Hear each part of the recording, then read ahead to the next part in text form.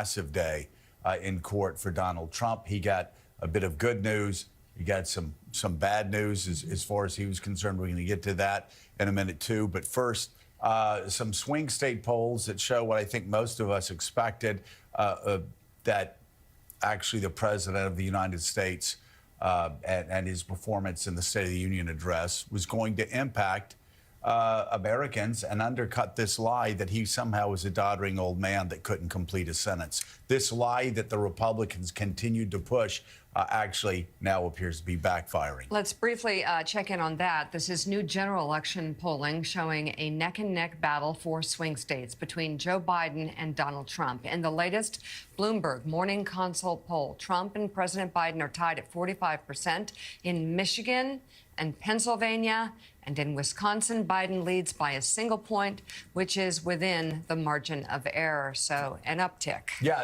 an uptick. And let's keep those three states up there because there are other swing state polls taken. Biden still, he's down 2 in Nevada, a little bit further behind in other states. Trump is maintaining his lead in the state of Georgia.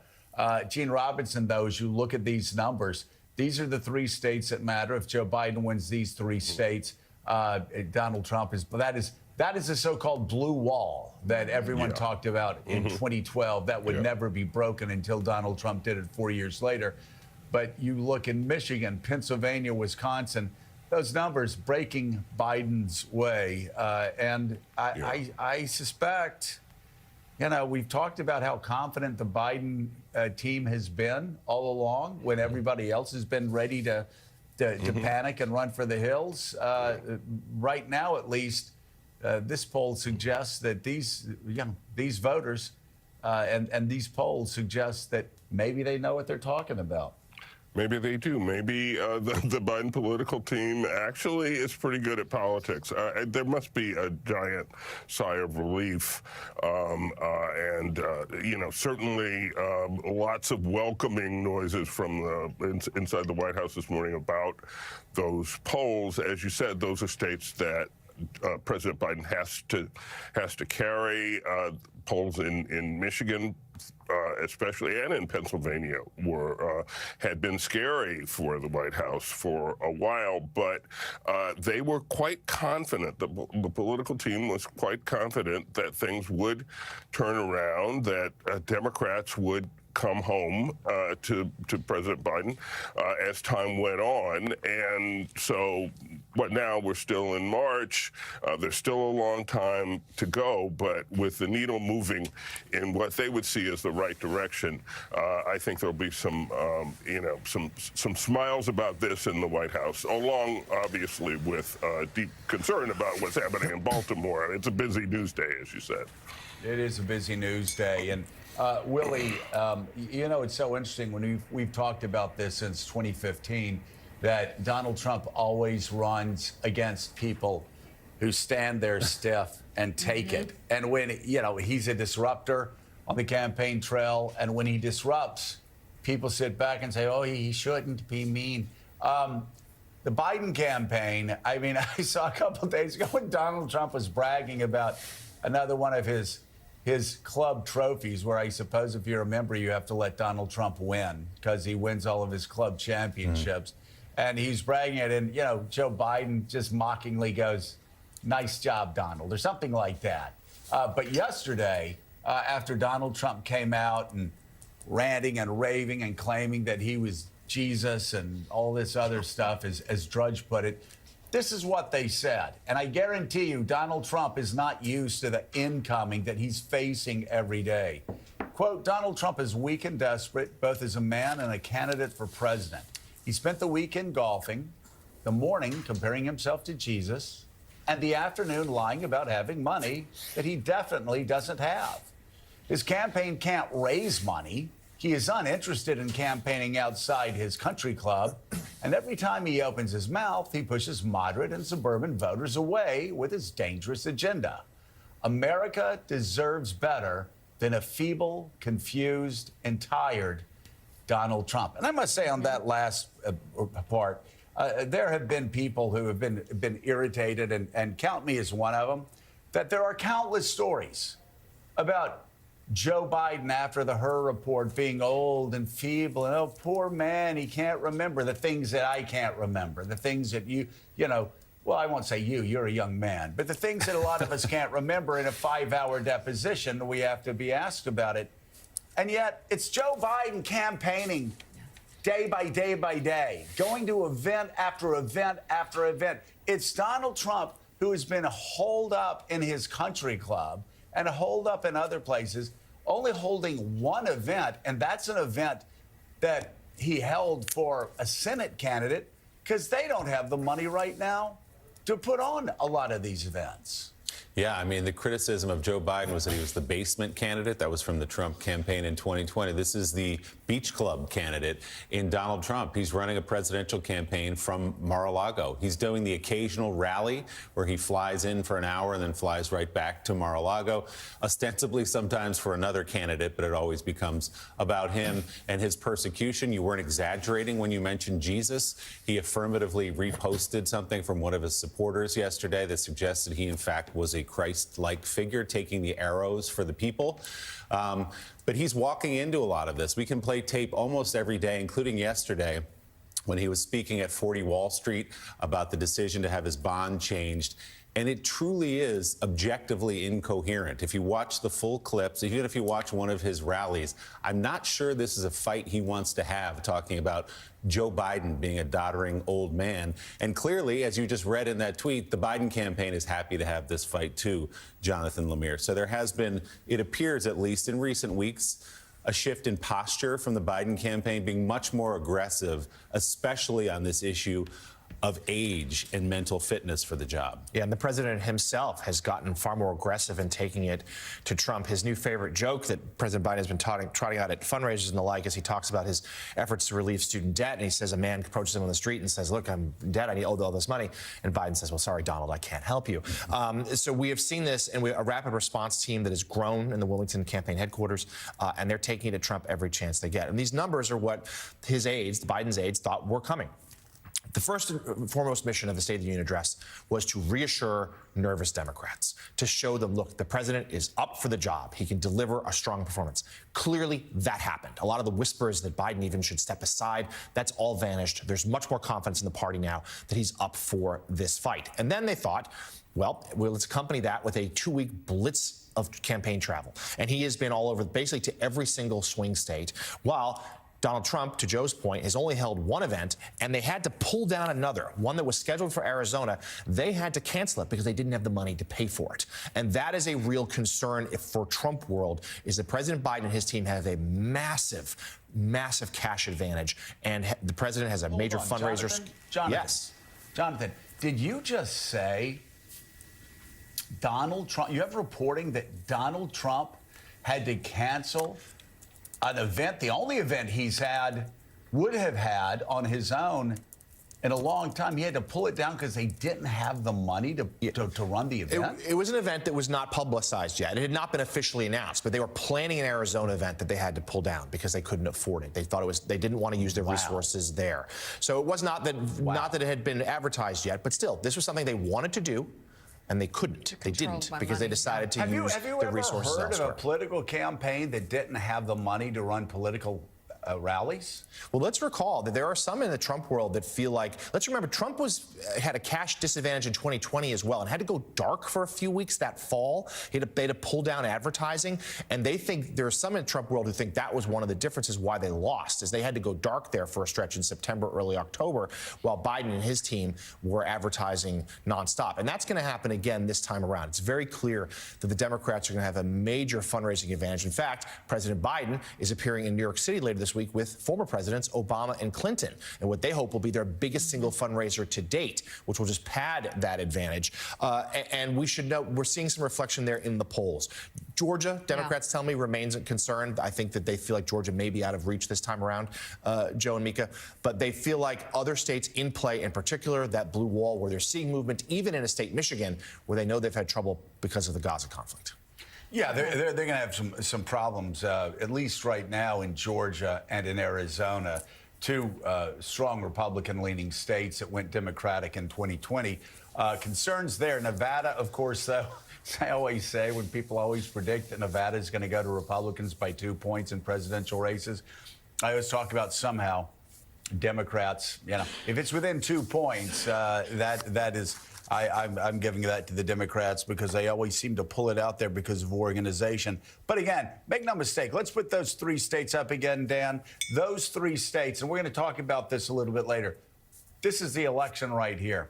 These are the 3 states that determine who the next president of the United States is going to be. If Joe Biden wins those 3 states, he's the next president. We're going to return back to these polls and have the Bloomberg reporter on to talk about them more a little bit later. We're also going to go back to the scene in Baltimore of the Key Bridge collapse. There's a massive rescue operation underway right now, and I just got word from a White House official that they are closely monitoring the collision of a shipping vessel with the Francis Scott Key Bridge in Baltimore.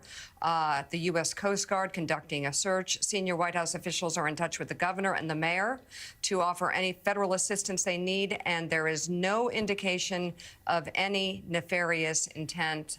That, again, is a statement from the White House on this breaking news story happening right now in Baltimore, where a massive thoroughfare, a bridge right outside the port of Baltimore, has completely collapsed into the water. Some reports indicate up to 20 people could be in the water. So right now the focus is on preserving life, but it is more than 3 hours since the collapse, and the water is cold, and the ability to survive in those waters goes down as every moment goes by. So we will, of course, come back to you if there is any new information on this breaking story out of Baltimore.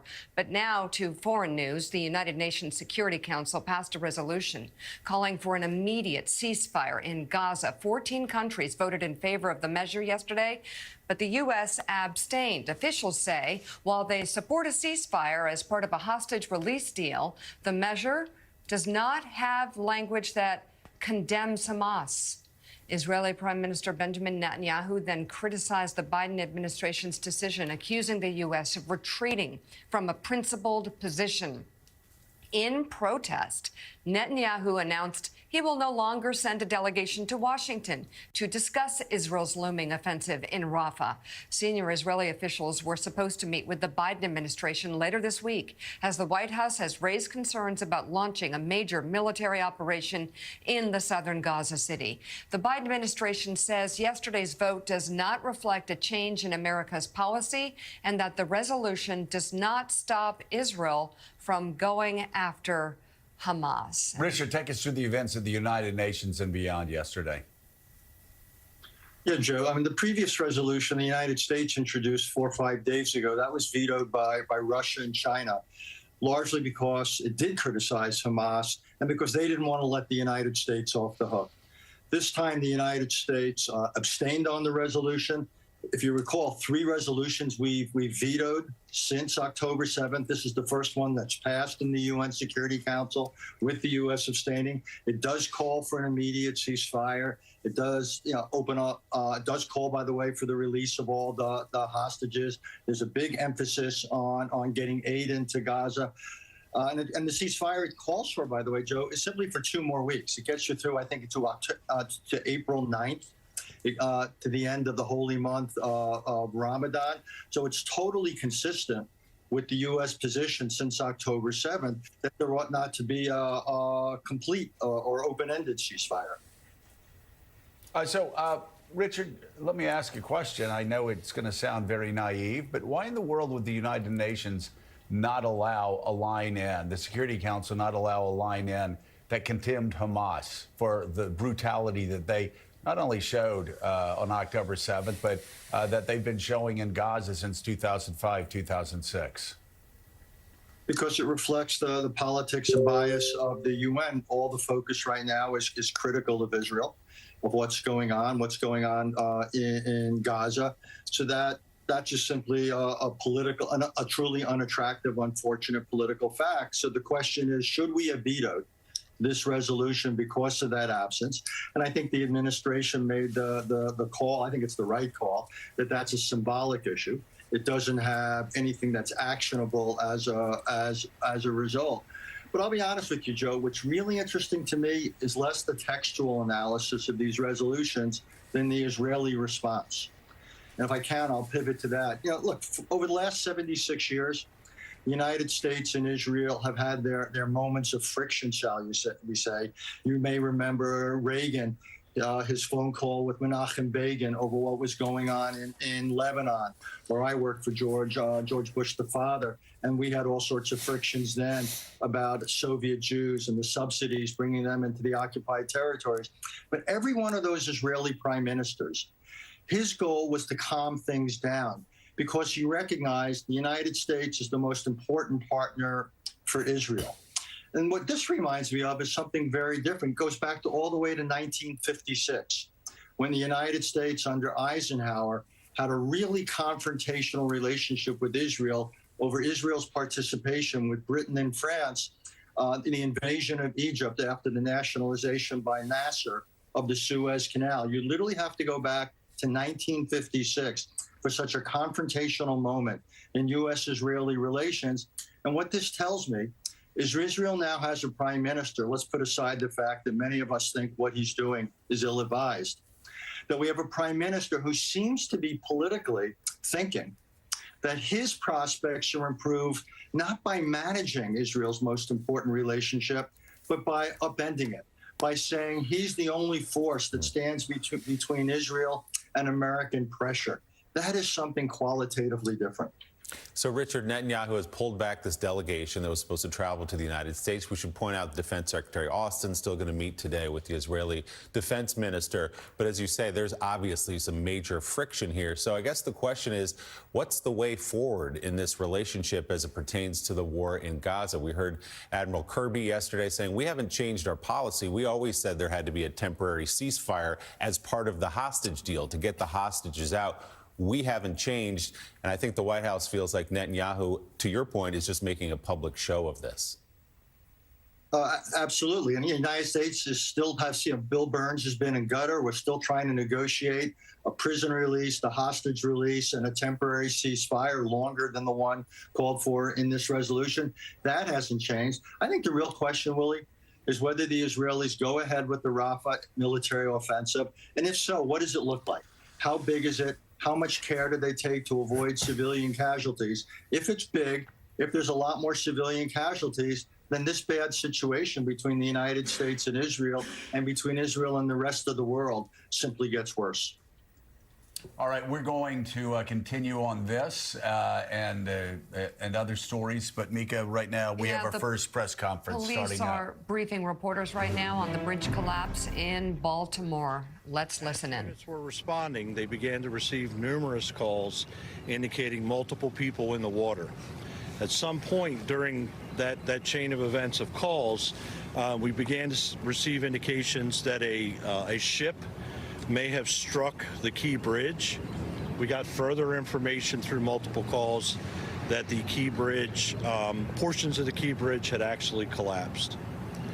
At about 01:50 hours, our first unit arrived on scene and reported a complete collapse of the Key Bridge. We were also given information at that time that there were likely multiple people on the bridge at the time of the collapse, and that as a result, multiple people were in the water. We were able to remove 2 people from the water. One individual refused service and refused transport. Essentially, that person was not injured. However, there was another individual that's been transported to a local trauma center that is in very serious condition.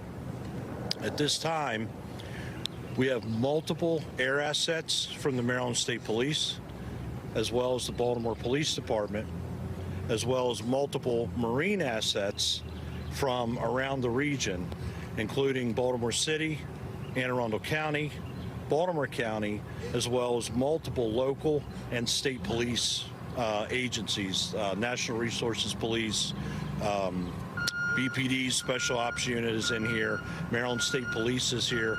We have multiple resources. We are still very much in an active search and rescue posture at this point, and we will continue to be for some time. We have a large area that we have to search. This includes on the surface of the water, subsurface, as well as on the deck of the ship itself. We believe at this point we may be looking for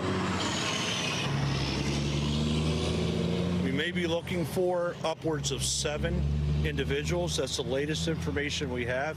However, what I will say is the information that I'm giving you right now is as of right now. That's what we know right now. This is a very large incident. It involves a very large footprint. Multiple agencies are operating. Therefore, information is subject to change as we get more intel and as our crews work through the morning. Over the next 8 to 12 hours, you can expect to continue to see our air and maritime assets functioning out on the water and in the air above. We need to do damage assessment of the ship itself before we can board that ship. And we need to continue our subsurface search, which is including different types of sonar. We have side scan sonar. We have other sonar capabilities here. We have underwater UAVs that we're working with. And throughout the night, we've also been working with infrared technology, both from the air and on the water surface. So I'm going to wrap up here with just saying this continues to be a search and rescue operation. It continues to be a very dynamic operation with multiple local, state, and federal resources involved. With that, I'm going to turn it over to our Mayor, Mayor Brandon Scott. Thank you, Chief. Everyone, this is a unthinkable tragedy. We have to first and foremost pray for all impacted, those families, pray for our first responders, and thank them, all of them working together, city, state, local, to make sure that we are working through this tragedy.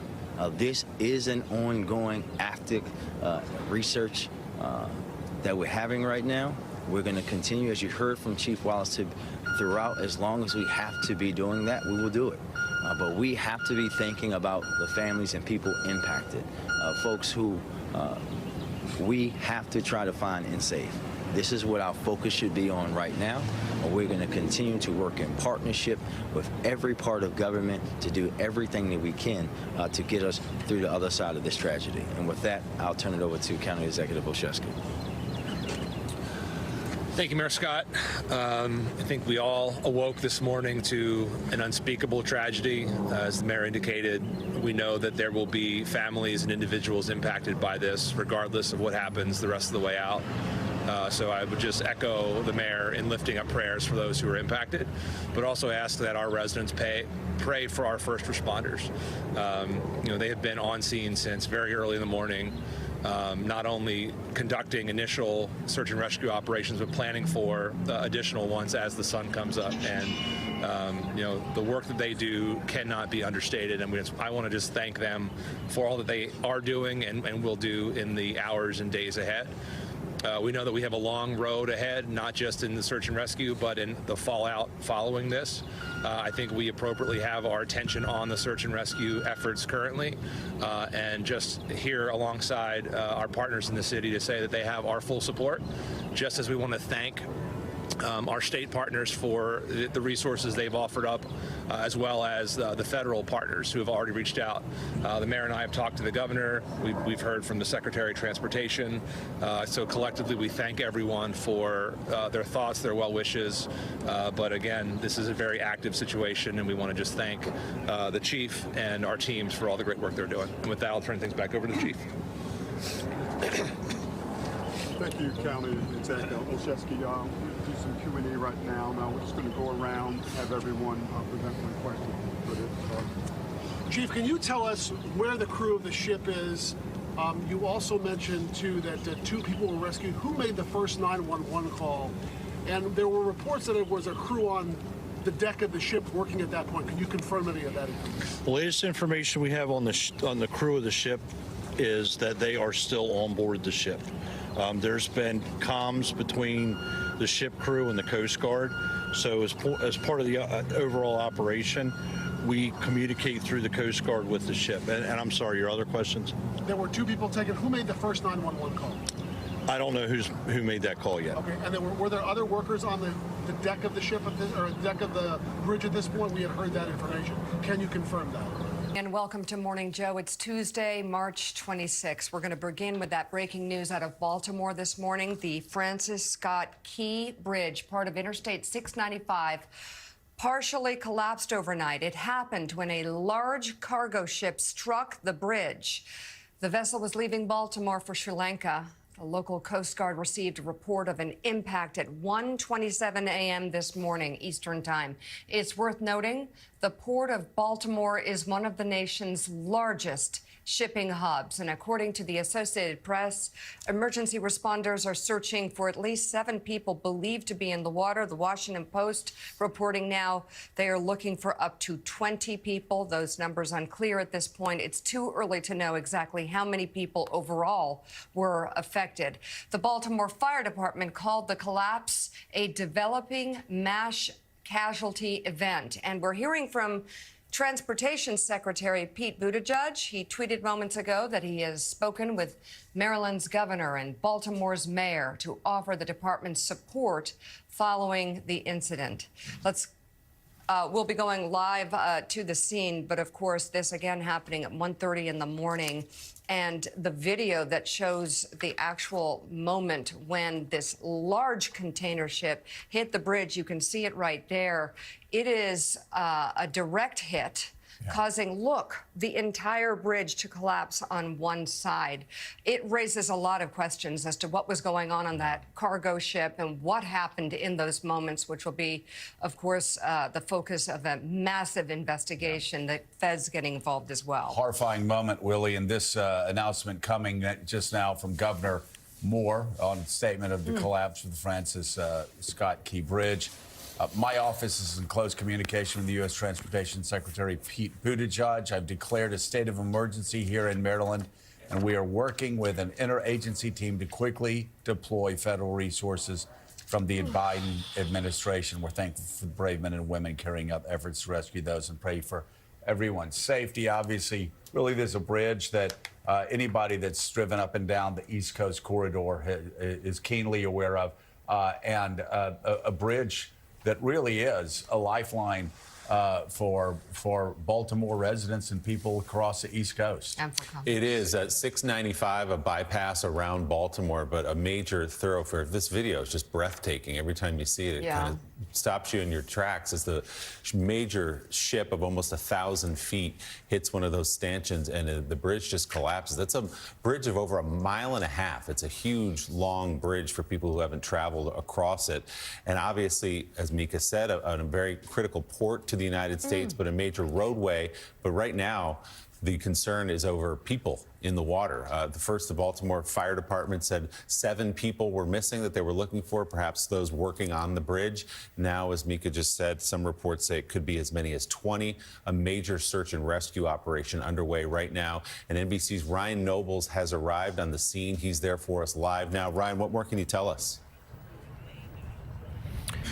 Willie, good morning. We are expecting a briefing from first responders and officials here at the base of the Francis Scott Key Bridge at 7 a.m. Eastern Time. That's where we're expecting to get an update at the scale of this devastation. And right now it's difficult to really just take in just how big this tragedy is because we are still under the cover of night. As the sun rises, we'll get a much better sense of just how much damage there is and how much work there will be when this recovery begins in earnest. But right now, the #1 concern for first responders and the people on the scene is helping those people that may have been on this bridge when it went down. As you rightly point out, it happened at 1:30 this morning. We do know that there was a crew of construction workers that were on the bridge at the time. And in fact, my colleague Julia Jester caught up with a group of family members who had stationed near a convenience store near the bridge looking for answers. They were searching and trying to figure out what had happened to their loved ones. They had not gotten any communication as to what had happened to them. They basically went to that store just so that they could get as close to the bridge as possible, but had yet to learn anything about the status of their loved ones. As you have also pointed out, the governor, Wes Moore, declaring a state of emergency as it relates to this tragedy. And I think it's also important to point out just what kind of chaos this could potentially cause this region. This is a main artery that's around the city of Baltimore, a 1.5-mile span that thousands and thousands of cars drive over every single day. As I was driving up from the Washington, D.C. area, you could already see signs posted along the highways warning drivers to stay away from this area, to find alternate routes to get around Baltimore as a result of this bridge no longer being passable. And it's also going to be a lengthy recovery, a long time to rebuild this bridge, because as you've shown over and over again, almost the entire bridge appears to collapse after this cargo ship hammers into the base of the ship, or of the bridge, I should say. And so it's going to require a massive rebuilding effort in order to get this bridge back up and running. But again, the number one concern right now is the potential loss of life, the effort to recover the people that may have been on the bridge at the time. And just to give you an idea of what it's like here right now, it is very cold. We are in the high 30s right now, between 35 and 39 degrees. The water temperature is going to be somewhere in the 40-degree range, maybe 45 to 48 degrees. It would be very difficult for someone to survive in conditions like that for a lengthy period of time. So that's why you saw first responders rush to the scene as quickly as possible. One of the other things we're noticing right now, in addition to the police cars and first